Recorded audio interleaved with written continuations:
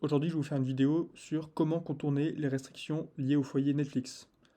Alors, le foyer Netflix, qu'est-ce que c'est? Eh bien, c'est un système qui a été introduit par Netflix en 2023 qui permet donc d'associer un compte à un foyer. Avant, c'était libre. En 2023-2024, ce qui avant était libre, c'est-à-dire le partage de compte avec le partage du mot de passe, eh ben, ça a été interdit. Et il y a eu des restrictions et un renforcement de ces restrictions à partir de 2023-2024. Alors comment fonctionne ce système?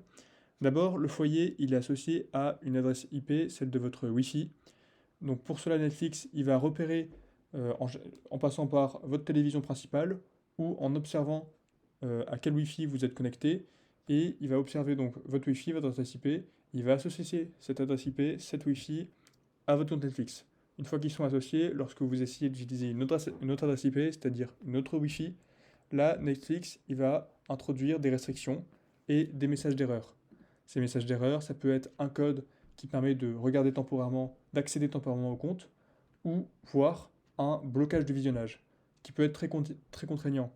Évidemment, le foyer Netflix, comme Netflix le considère, ce n'est associé qu'à une Wi-Fi. Il peut donc y avoir beaucoup de problèmes parce qu'un foyer, en réalité, ça peut être beaucoup plus large que leur conception du foyer Netflix. Si vous avez des parents divorcés, si vous travaillez ailleurs, à l'étranger, si vous avez une situation personnelle particulière, et bien là, Netflix ne reconnaît pas votre foyer Netflix et ça peut être très contraignant.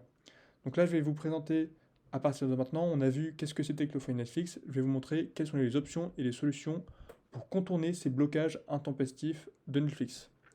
Alors, dans les solutions, la première, c'est de payer.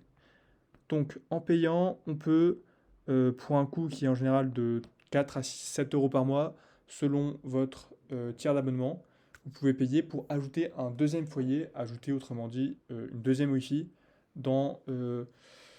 associé au compte Netflix. Alors cette solution, c'est la première solution, c'est la plus simple, la plus efficace, et évidemment, je vais vous présenter les autres solutions qui existent. La solution que je vais vous présenter, la plus efficace, c'est l'extension Netflix. Donc une extension, qu'est-ce que c'est? C'est un module qu'on peut ajouter à son navigateur. Il y a des extensions comme les adblockers, il y a des extensions de toute nature, et il y en a qui permettent de contourner les restrictions Netflix sur un navigateur.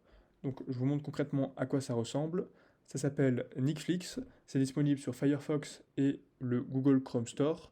Donc ça permet en fait, lorsque vous vous connectez à Netflix, toute la partie qui est liée en fait au repérage de votre adresse IP et à la vérification si elle correspond à celle du foyer de votre compte, eh bien en fait elle ne va pas charger, ça va empêcher le chargement de ce système de restriction grâce à cette extension. Donc c'est une excellente manière de contourner les restrictions liées au foyer Netflix. La contrainte, c'est que vous êtes obligé de passer par un navigateur web, c'est-à-dire par un PC, par un Mac et par Firefox ou Google Chrome. Ça ne marchera pas sur un téléphone, un iPad ou une télévision. Mais c'est une excellente solution. Et vous pouvez évidemment connecter votre PC à votre télévision avec un câble HDMI. Donc si vous voulez accéder à un compte Netflix depuis un deuxième foyer, techniquement, c'est ce que je recommande.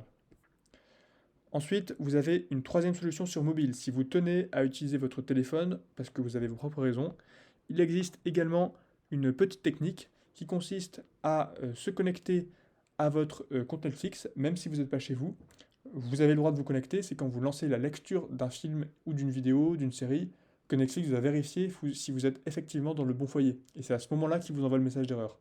Donc ce que vous faites, c'est que vous pouvez, télécharger les séries et les films que vous souhaitez regarder quand vous n'êtes pas chez vous, ou même quand vous êtes chez vous, peu importe.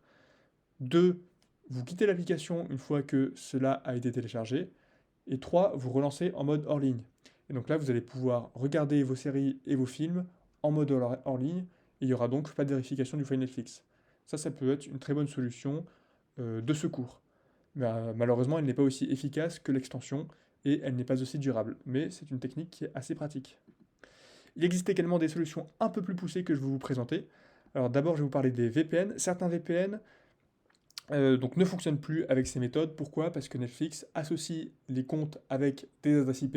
Et donc, par définition, un VPN, ça vous fournit une adresse IP alternative qui sera mise en commun. Et donc, Netflix les repère. Ils ont des bases de données. Ils savent qu'une adresse IP est en fait associée à un VPN. Et généralement, ils les bloquent. C'est la raison pour laquelle il est de plus en plus difficile d'utiliser un VPN à l'étranger pour accéder à des contenus étrangers depuis Netflix. Alors certains VPN, ils proposent des VPS, ce qui n'est pas exactement la même chose, et ce qui peut être extrêmement fort et pratique. Qu'est-ce qu'un VPS? Eh bien, un VPS, c'est la création d'un tunnel entre deux appareils. Donc mettons un PC qui est chez vous, qui est tout le temps allumé, et un PC, le vôtre, votre Mac par exemple, qui est sur votre lieu de travail et qui est très loin du foyer associé à Netflix. Il va y avoir un tunnel qui va être créé de la même manière qu'un VPN, sauf que la différence c'est que le VPS, en fait, vous allez le créer vous-même. Alors ça peut être assez compliqué à configurer avec des protocoles comme WireGuard, mais il existe des solutions comme Tailscale qui permettent, en fait, c'est une sorte de logiciel open source très léger qui permettent de créer un tunnel sécurisé entre vos appareils, donc un PC, un smartphone, un routeur, avec une couche de simplification qui est extrêmement forte. Et avec ça, vous allez pouvoir faire croire à Netflix que en fait, vous êtes sur le même réseau privé. Ces outils permettent de relier les appareils et de les faire héberger sur le même réseau, celui de votre PC qui héberge le VPS. Et donc, si vous avez plusieurs lieux, maison, bureau, etc., vous pouvez utiliser votre VPN personnel, votre VPS avec Tailscale par exemple, pour faire croire à Netflix que tous les appareils sont sur le même réseau local. Et donc ça permet de contourner également la restriction Netflix. Et j'ajouterais que cette solution est également la plus efficace. Pourquoi? Parce que ça vous permet c'est une solution qui est durable, qui fonctionne avec tous vos appareils, également qui va fonctionner avec Disney+, qui a introduit des restrictions de foyer, avec YouTube Premium qui est en train d'introduire des restrictions de foyer. Ils sont en train de suivre la direction qu'a pris Netflix, et de manière générale, toute l'industrie est en train de suivre cette direction. Et ça vous permet également d'avoir d'autres avantages, comme d'avoir la possibilité de créer des serveurs de jeux locaux, pour jouer à Mario Kart en local par exemple, ou créer un serveur Minecraft en local sur votre réseau Wi-Fi, ou même pour partager des fichiers au sein de votre réseau local de manière beaucoup plus efficace et beaucoup plus simplifiée, d'utiliser votre imprimante à distance, bref. Le VPS a énormément d'avantages et c'est la solution la plus durable, mais également la plus technique. Elle vous aura aidé. Ce que je vous conseille en particulier, c'est donc l'extension Netflix et le système de VPS avec Tailscale qui sont les plus efficaces. Si vous voulez que je fasse un tutoriel un peu plus poussé sur la configuration et l'installation d'un VPS, vous pouvez me le dire, je le ferai. Merci.